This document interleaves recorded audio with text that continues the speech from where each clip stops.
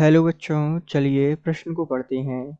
निम्नलिखित में से कौन सा सर्वाधिक सुगमता से बहुलीकृत होता है तथा क्यों? एथीन।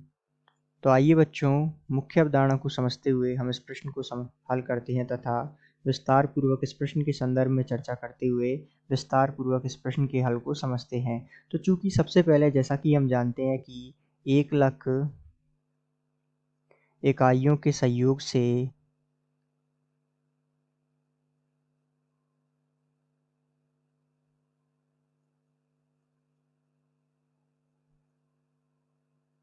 क्या बनते हैं? बहुलक बनते हैं।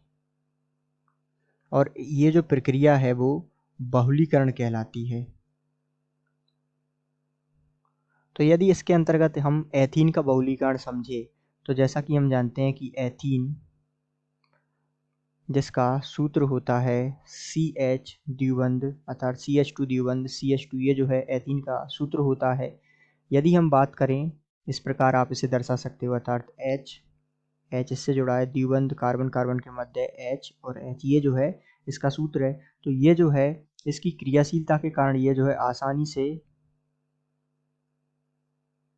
क्या करती है? बहुलीकृत हो जाती है। अब आइए इसका बहुलीकरण हम समझते हैं कि किस प्रकार इसका जो है बहुलीकरण होता है। तो चूंकि एथीन जिसका सूत्र CH2 CH द्विबंध CH2 होता है, अर्थात कुछ इस प्रकार,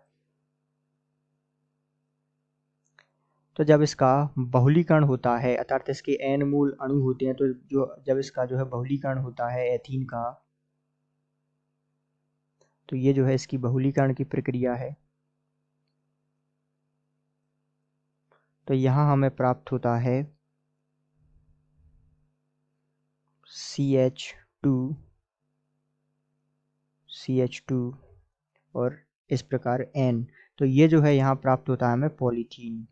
तो इसके बहुलीकरण इस प्रकार जो है यहाँ संभव होता है और इस प्रकार हमें बहुलक प्राप्त होता है। तो इस प्रकार जो है आप इसका बहुलीकरण रूप समझ सकते हैं। आशा करते हैं आपको समझ आया होगा। धन्यवाद।